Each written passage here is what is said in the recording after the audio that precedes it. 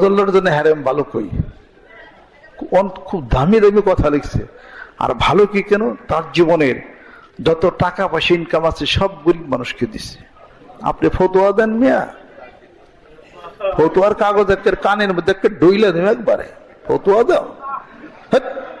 সারা জীবন 2 পয়সা দিছ, পরের বাড়ির আমের আটে খাইছ, কয়টা বেন সেটা খাওয়াইছো এটা, আর খালি কাগজ দেখালে ফতোয়া দাও খালি। এটা